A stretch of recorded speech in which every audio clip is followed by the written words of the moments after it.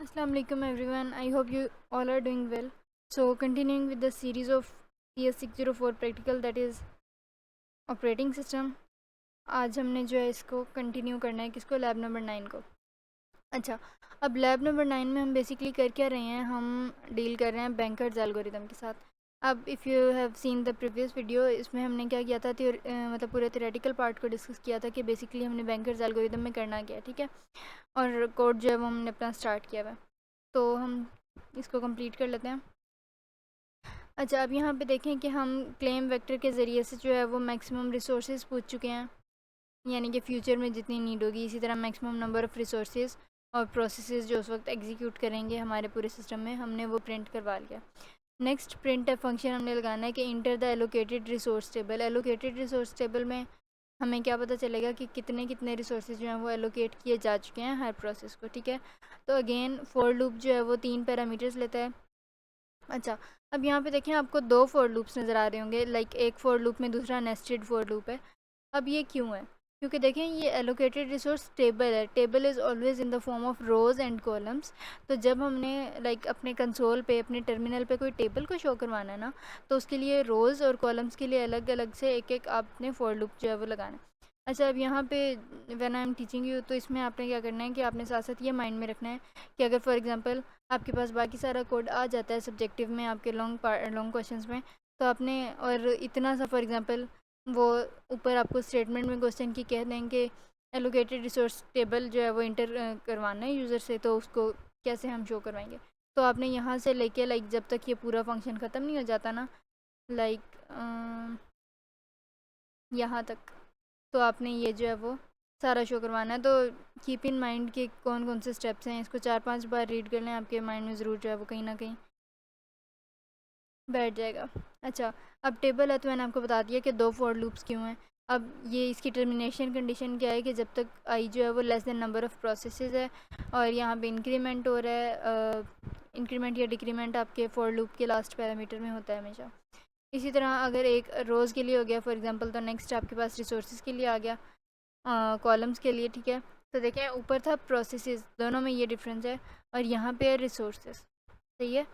अच्छा, अब यहाँ पे देखें हम क्योंकि कुछ भी यूज़र से लेना चाह रहे हैं ना, प्रिंट करवाना चाह रहे हैं यूज़र से, तो अगेन स्कैन एफ फंक्शन चलाएंगे और उसके 2 पैरामीटर्स होंगे। एक जो है वो फाइल की टाइप बता रहा होता है यानी कि, और नेक्स्ट टाइम परसेंट से रेफरेंस लेता है करंट के, यानी कि उस वक्त कितना एलोकेट हुआ है। और आई और J again as I told you कि प्रोसेसेस और रिसोर्सेज, रोज़ और कॉलम्स, इनको शो करता है, ठीक है। अच्छा, अब यहाँ पे देखें ये हो क्या रहा है,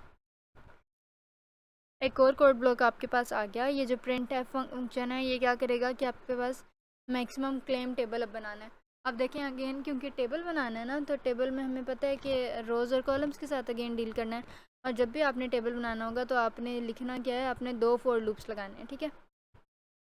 अच्छा, सेम पीछे की तरह है, सिर्फ यहाँ पे ये वेरिएबल आपने चेंज करना है इस पैरामीटर में। तो देखें आई में यहाँ पे प्रोसेसेस है, यहाँ पे रिसोर्सेज है, फिर स्कैन एफ में आए, एक फाइल टाइप का जो हमने पैरामीटर देना था वो दे दिया। यहाँ पे हमने मैक्सिमम क्लेम, अब वेरिएबल क्यों चेंज हुआ है, क्योंकि अब हम एलोकेशन वाला टेबल नहीं बना रहे बल्कि मैक्सिमम क्लेम वाला बना रहे हैं। कि मैक्सिमम क्लेम क्या होता है कि फ्यूचर में हम कितनी डिमांड कर सकते हैं, हम मीन्स कोई भी प्रोसेस कितनी डिमांड कर सकते हैं कि हमें इतने इंस्टेंसेस चाहिए किसी भी पर्टिकुलर जो है वो रिसोर्स की, ठीक है। अच्छा, अब यहाँ तक तो बात हो गई मैक्सिमम क्लेम टेबल की। अब हम चलते हैं क्लेम वेक्टर की तरफ। क्लेम वेक्टर में आपने क्या करना है, मैक्सिमम रिसोर्सेज को शो करवाना है प्रिंट एफ के ज़रिए से, और उसके अलावा एलोकेटेड रिसोर्स टेबल, ये सारा सेम सेम ही, मतलब एक तरह से ये, इसको इसलिए बार बार मैं रिपीट नहीं कर रही। आपने अगर एक और से सुन लिया तो आगे हमें ऑटोमेटिकली समझ आ जाएगी कि करना क्या, ठीक है। अच्छा, अब यहाँ पे देखें ये हो क्या रहा है, बाकी सारे फॉर लूप्स मैंने आपको बताया मैं इस लाइन का क्या मतलब है, allocation plus equals current I J. अब यहाँ पे देखें प्लस इक्वल जो है ना, ये कंपाउंड ऑपरेटर इसको इन अ सेंस हम कहते हैं। इसका क्या मतलब होता है, इस पूरी लाइन को मैं ऐसे भी लिख सकती हूँ कि allocation is equal to allocation plus current, यानी कि हमने इस वक्त मतलब मैक्सिमम के साथ हम डील कर रहे हैं ना कि फ्यूचर में और अब मिला के कितने चाहिए, तो हम allocation is equal to allocation plus current, यानी कि कितने इस वक्त अवेलेबल हैं, हमने यहाँ पे ये शो करवाना है। नेक्स्ट एलोकेटेड रिसोर्सेज कि इस वक्त कितने एलोकेट यानी कि कितने करंटली यूज़ कर रहा है कोई भी प्रोसेस। अच्छा, अब अवेलेबल का फॉर्मूला क्या होता है कि जितने मैक्सिमम रिसोर्सेज होते हैं उसमें से कितने एलोकेट हो गए हैं, यानी कि मैक्सिमम कितने चाहिए और एलोकेट कितने मिल चुके हैं। तो इन दोनों को आपस में माइनस करें तो हमें पता चल जाता है कि हमारे पास कितने अवेलेबल हैं, यानी कि कितने बचे हुए हैं, कितने पड़े हुए हैं हमारे सिस्टम में किसी भी और प्रोसेस या उसी प्रोसेस को देने के लिए। ठीक है। अच्छा, नेक्स्ट है अवेलेबल रिसोर्सेज। फिर अवेलेबल रिसोर्सेज में आपने बस ये याद रखना है, लाइक आउटपुट भी आपको मोस्टली केसेस में दिखाई गई होगी कि ये प्रिंट करवाना है। तो अब अगर उस आउटपुट में अवेलेबल रिसोर्स हम मांग रहे होंगे यूज़र से, तो आपने यूँ लाइक यूज़र से, सॉरी हम यहाँ नहीं ले रहे, हमने यहाँ बस वैसे ही स्क्रीन पे शो करवाना है। ठीक है। क्यों? क्योंकि अगर हम यूज़र से ले रहे होते तो यहाँ पे होता है कि enter the number of available resources and something like this. तो यहाँ पे फ़िलहाल हमने लाइक हमारी जो टर्मिनल है उसमें हमने वैसे ही अवेलेबल रिसोर्सेज शो करवाने हैं। ठीक है। अच्छा, तो मैं आपको बता रही थी कि ये याद रखना है, देख लेना है आपने आउटपुट से जो आपको ऑलरेडी गिवन होगी।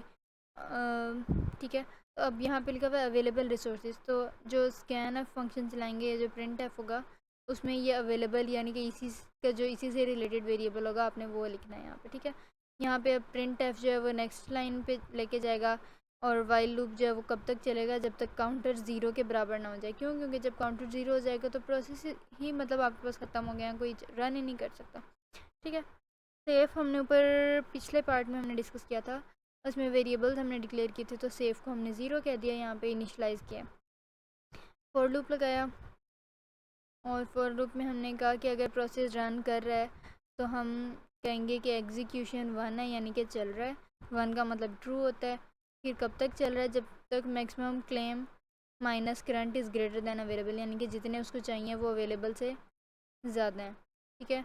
तो अगर तो वो ज़्यादा हैं तो एग्जीक्यूशन ज़ीरो हो जाएगी। क्यों? क्योंकि मैंने आपको फर्स्ट पार्ट में समझाया था कि अगर तो वो अवेलेबल से, यानी कि जितने अवेलेबल हैं इंस्टेंसेस किसी भी रिसोर्स के, अगर तो वो उससे इंक्रीज़ हो रहा है, इन्हेंस हो रहा है, ज़्यादा हो रहा है, तो हमारा प्रोग्राम वहीं पे टर्मिनेट कर जाएगा, डेडलॉक आ जाएगा। क्यों? क्योंकि उतने हैं ही नहीं जितनी नीड है, तो इसलिए। अच्छा, यहाँ पे अब ब्रेक स्टेटमेंट हमने लगाई। अच्छा, अगर तो एग्जीक्यूट हो रहा है यानी कि ये लेस देन अवेलेबल है, तो हम प्रिंट करवाएंगे कि द प्रोसेस इज़ एग्जीक्यूटिंग और फिर i+1। i+1 हर बार क्या करेगा कि पहले प्रोसेस 0 था फॉर एग्जांपल, फिर प्रोसेस 1 2, तो वो खुद ही एक एक इंक्रीज़ करता जाएगा। ठीक है। अच्छा, अब क्योंकि एक इंक्रीज़ हो गया ना, तो जो अब टोटल नंबर ऑफ़ प्रोसेसेस थे वो उसमें से एक कम रह गया, क्योंकि एक तो चला गया, एक तो एग्जीक्यूट हो गया। सेफ इज़ इक्वल टू 1 का मतलब यानी कि ट्रू है, यानी कि सेफ स्टेट में सेफली जो है वो आपका प्रोग्राम एग्जीक्यूट कर गया। ठीक है। अच्छा जी, अब अगेन यहाँ पे आ गया फॉर लूप। अब again available is equal to available plus current, ये मैंने आपको बताया प्लस इज इक्वल टू का क्या मतलब होता है। ठीक है। अच्छा, इफ़ नॉट सेफ, कि अगर तो आपका प्रोग्राम सेफ नहीं है तो हम प्रिंट करवाएंगे कि जो प्रोसेस है which this is in unsafe state. ठीक है। हर स्टेटमेंट के बाद आपने ब्रेक लगा देना है। एल्स पार्ट में आ जाएं।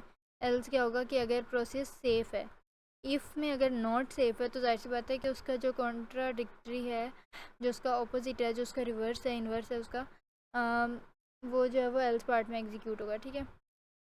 अब आपने एल्स पार्ट में कह देना है कि प्रिंट एफ करवाओ कि प्रोसेस जो है वो सेफ स्टेट में है। अच्छा, अब अगेन यहाँ पे हमने प्रिंट एफ में क्या है, नेक्स्ट लाइन पे जाना है। अच्छा, अब यहाँ पे सिस्टम पास, अब जब भी हम इस तरह के प्रोग्राम्स को डील कर रहे होंगे तो आपने अपना प्रोग्राम, अपना जो कोड ब्लॉक है वो टर्मिनेट करने से पहले सिस्टम को पास कर देना है। इसका मतलब ये होगा कि अब यहाँ पे जो हम कोड ब्लॉक रन करवाना चाह रहे थे वो ख़त्म हो गया और हम और किसी प्रोसेस को और किसी कोड को और किसी प्रोग्राम को कह रहे हैं कि हाँ मैंने अपना काम कर लिया, तुम एग्जीक्यूट हो जाओ। ठीक है। तो यहाँ पे सिस्टम पास जो है वो इसलिए यूज़ होता है। अच्छा, पेपर में अक्सर इस तरह भी आ जाता है कि वो किसी भी कोड ब्लॉक को दिखा देंगे आपको फॉर एग्जांपल, और like while counter not equals to zero, और यहाँ पे इतना फॉर एग्जांपल आ जाएगा और इसमें आपको कहा जाएगा कि बताओ इसमें हो क्या रहा है। तो जो मैंने आपको सारा बताया, इसमें भी अगर कोई क्यूरी तो you can always drop a comment, और साथ साथ समझ के एक बार इसका थियोरेटिकल पार्ट अच्छे से कर लें और इसके कोड ब्लॉक्स को इस तरह से कर लें कि अगर इसमें से इतना कोड मिसिंग होगा तो मैंने इसको कैसे कंप्लीट करना है। So I hope you are getting my point. So this was all about today's lab. If you are new to the channel, then don't forget to subscribe and hit the bell icon. Thank you.